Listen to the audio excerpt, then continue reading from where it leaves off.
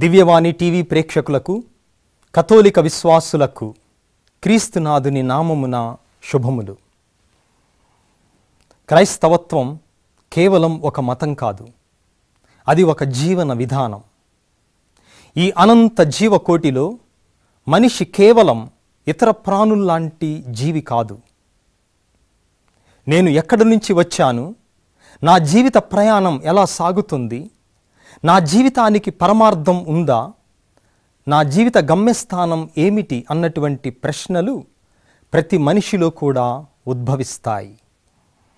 ఈ ప్రశ్నలకు సమాధానమే పునీతుల జీవిత చరిత్ర.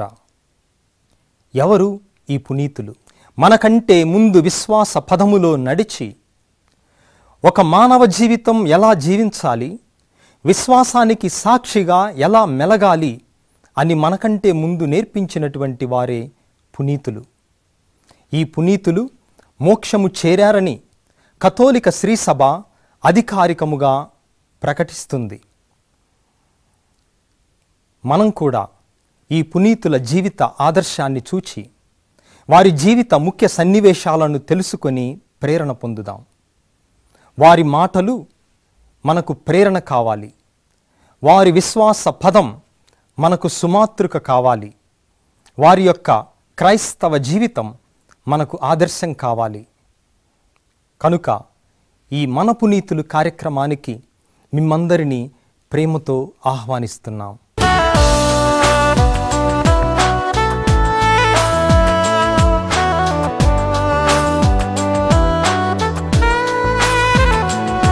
ప్రభువునందు ప్రియమైన సహోదరి సహోదరులారా, క్రీస్తునాథుని భక్తులారా, కథోలిక విశ్వాసులారా, మీ అందరికీ శుభోదయం. భారతీయ కథోలిక క్రైస్తవులుగా మనందరం ఈరోజు ఎంతో గర్వించేటటువంటి రోజు, ఆనందపడి సంతోషించేటటువంటి రోజు ఈరోజు జూలై 3వ తేదీ. ఎందుకంటే మన భారతదేశ అపోస్తులుడు అయినటువంటి పునీత తోమాస్ గారి పండుగను ఈరోజు కొనియాడుతూ ఉన్నాము. క్రీస్తు ప్రభు యొక్క 12 మంది శిష్యులలో ఒకరైనటువంటి వీరు బహుశా 52వ సంవత్సరంలో మన భారతదేశంలో కాలుమూపారు సువార్త వ్యాప్తి కోసం. సుమారుగా 20 సంవత్సరాల పాటు సువార్తను బోధించి 72వ సంవత్సరంలో ఒక బల్లెం చేత పొడచబడి తన యొక్క ప్రాణాన్ని క్రీస్తు ప్రభు యొక్క సువార్త కోసం మద్రాసులోని సెయింట్ థామస్ మౌంట్ అనేటటువంటి కొండ మీద వేద సాక్షిగా వీరు ప్రాణాలను అర్పించారు. ఇటువంటి గొప్ప పునీతుని యొక్క జీవిత విశేషాలను మనం ఇప్పుడు మన పునీతులు కార్యక్రమంలో తెలుసుకుందాం. ప్రాచీన నాగరికతకు పెట్టింది పేరు పుణ్యభూమి భారతదేశం. ఇందు క్రీస్తు సందేశాన్ని తొలిసారిగా అందించిన మహా వ్యక్తి భక్త తోమాసు గారు. వీరినే తోమా లేక థామస్ అని కూడా అంటారు. స్వయముగా యేసు ప్రభువుతో చరించి వారిచే పిలువబడిన 12 మంది అపోస్తులలో ఒకరు వీరు. ఇంటి పేరు దిదీము, అంటే కవలలు అని అర్థం. వీరిది గలిలయ ప్రాంతం. మత్స్యకారుడు, వాస్తుశిల్పి కూడాను. చదవటం రాయటం రాదు. యేసు ప్రభుని పిలుపు విని వారిని అనుసరించిన వినయశీలుడు. యేసు ప్రభు ఎక్కువగా ప్రేమించే బంధువు లాజరు. సువార్తలో పేర్కొన్న ప్రకారం వ్యాధితో లాజరు మరణానంతరం ప్రభువు ఆయన గృహాన్ని సందర్శించటానికి బెతానియా గ్రామం బయలుదేరారు. అయితే సత్యాన్ని ముక్కుసూటిగా మాట్లాడే యేసు ప్రభుని వారి శిష్యుల్ని యూదా మత ఛాందస్తులు రాళ్లతో కొట్టి హింసించే అవకాశం ఉందని భీతి గొలిపే వదంతి ప్రబలింది. అందువల్ల లాజరు ఇంటికి యేసుతో పాటు వెళ్లేందుకు మిగతా శిష్యులు జంకుతున్న సమయంలో మనం కూడా అక్కడికి వెళదాం, చావవలసి వస్తే ఆయనతో చద్దాం, యోహాను సువార్త 11వ అధ్యాయం అని తోడి అపోస్తలలో ధైర్యముగా చెప్పింది తోమాసు వారే. కడరా భోజన సమయంలో ప్రభు, నీవెక్కడికి వెళుతున్నావో మాకు తెలియదు, అందువల్ల నీవు వెళ్ళిన దారి మాకు ఎలా తెలుస్తుంది అని ప్రభువును అడిగింది కూడా తోమాసు వారే. వీరిని అనుమానపు తోమాసు గారు అని కూడా పిలుస్తుంటారు. ప్రభువు పునరుత్థానుడైన తరువాత తోమాసు గారు లేని సమయంలో అపోస్తలులకు అగుపించారు. ఈ విషయాన్ని తోమాసు గారికి తెలిపినప్పుడు తాను నమ్మనంటారు. రెండో పర్యాయం తానుండగానే యేసు ప్రభువు కనిపించినప్పుడు నా ప్రభువా నా దేవా అంటూ తన బలవత్తర విశ్వాసాన్ని వెల్లడించారు. ఈ పదాలను శ్రీసభ దివ్యబలి పూజ దివ్య సత్ప్రసాద ఆశీర్వాదములో ప్రభు శరీరాలను ఎత్తిపట్టినప్పుడు వల్లించే ఏర్పాటు చేసింది. అపోస్తులందరూ క్రీస్తు సందేశాన్ని ప్రచారం చేసేందుకు వివిధ ప్రాంతాలకు వెళ్ళినప్పుడు తోమాసు గారు, మేదులు, ఇరాన్ వారు ఆ పిమ్మట భారతీయులకు సువార్త సందేశాన్ని అందించారు. పర్షియాలో వేద ప్రచారం పిమ్మట క్రీస్తు శకం 52వ సంవత్సరంలో సముద్ర ప్రయాణం చేసి భారతగడ్డపై కాలు మోపారు. దక్షిణ మలబారులోని పెరియార్ నదీ తీరం ముఖద్వారాన ఉన్న గంగనూరు లేక క్రాంగనూరు గ్రామం చేరుకున్నారు. అక్కడ బోధించి కాళీ, కలియకరు, సంతనపురి అను ఇంటి పేర్లు గల 4 బ్రాహ్మణ కుటుంబాల వారికి జ్ఞానస్నానం ఇచ్చి క్రైస్తవులను చేశారు. మన భారతదేశంలో వీరే తొలి క్రైస్తవులు.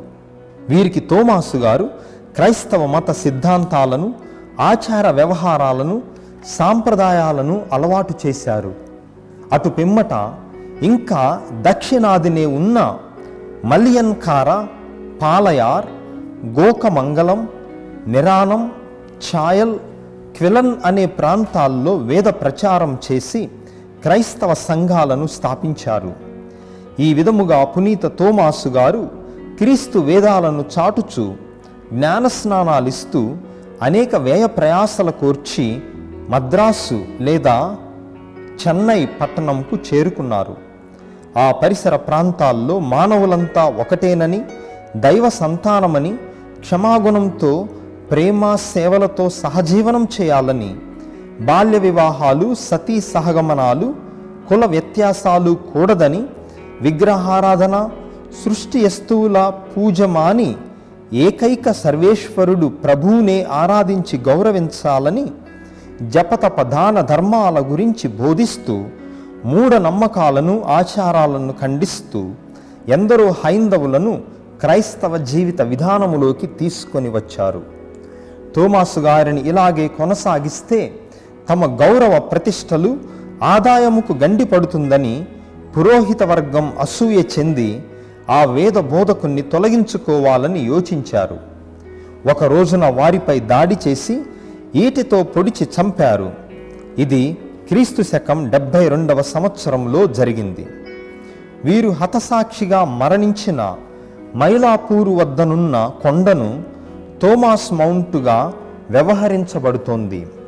అక్కడున్న వీరి అద్భుత శిలువను భక్తులు పూజిస్తుంటారు. మరియు మద్రాసులో వీరి జ్ఞాపకార్థం సెయింట్ థోమాస్ బృహత్త దేవాలయం నిర్మితమై ఒక యాత్రా స్థలంగా విరాజిల్లుతోంది. ఆ ప్రదేశాన్నే సాంతోముగా పిలుస్తారు. అయితే క్రీస్తు శకం 4వ శతాబ్దంలో సిరియాలోని ఎడెస్సా వద్ద ఉన్న వీరి సమాధి దగ్గర విశ్వాసులు ప్రార్థనలు కొనసాగించినట్లు చరిత్ర వెల్లడిస్తోంది. తరువాత వీరి అస్థికల్ని ఇటలీకి, పోర్చుగల్కు కొనిపోబడటం జరిగింది. తోమాసు గారు ఇరాన్ నుండి రావటాన అప్పటికే భారతదేశంలో వ్యాపారం చేస్తున్న పర్షియా, తూర్పు సిరియా, మెసపటోమియాల వ్యాపార సంబంధాలు బలపడినాయి.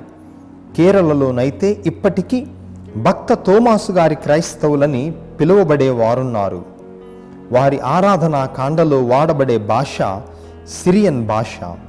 మొదట్లో నైసియన్ క్రైస్తవ మహాసభ జరిగినప్పుడు సిరియన్ కాల్దియన్ బిషప్ ఆఫ్ ఇండియా పేరిట పర్షియా నుండి ఆ సభకు హాజరైనట్లు నమోదైంది.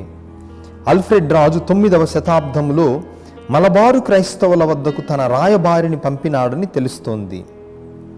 వాస్తు శిల్పులు, భవన నిర్మాతలు అపోస్తులుడైన పునీత తోమాసు గారిని పాలక పునీతులుగా గుర్తించి ప్రార్థిస్తుంటారు. థామస్ అంటే కమల బిడ్డల్లో ఒకడు అని అర్థం. మన భారతదేశానికి క్రీస్తు సువార్త సందేశాన్ని తీసుకొని వచ్చి భారతదేశ అపోస్తులుడిగా గౌరవ వందనాలు అందుకుంటున్నటువంటి ఈ పునీతునిలోని విశ్వాసం, సువార్త ప్రకటించాలనే తపన మనము కూడా పొందునట్లుగా ఇప్పుడు ప్రార్థిద్దాం. ప్రార్థించుదము. ప్రేమగల ఓ సర్వేశ్వర, పునీత తోమాసు వారి మహోత్సవాన్ని ఈరోజు ఘనముగా కొనియాడుతూ భారతదేశమునకు వారి ద్వారా సువార్తను, ప్రభుని యొక్క రక్షణ సందేశమునందించినందుకు మీకు కృతజ్ఞతలు చెల్లిస్తున్నాము. దేశము కాని దేశములో, తెలియని సంస్కృతి సాంప్రదాయములో మీ జనితైక సుతుడు ఏకైక రక్షకుడని పునీత తోమాసు వారు ప్రకటించి ఉండెను. మా దేశస్థులందరూ ఆ విశ్వాసమును, జ్ఞానమును తెలుసుకొని ఏకైక రక్షకుడైనటువంటి ప్రభువునందు విశ్వాసముంచేటటువంటి శక్తిని ప్రసాదింపుడు. మా నాథుడును మీ కుమారుడైన క్రీస్తు ద్వారా ఈ మనవి చేయుచున్నాము. ఆమెన్.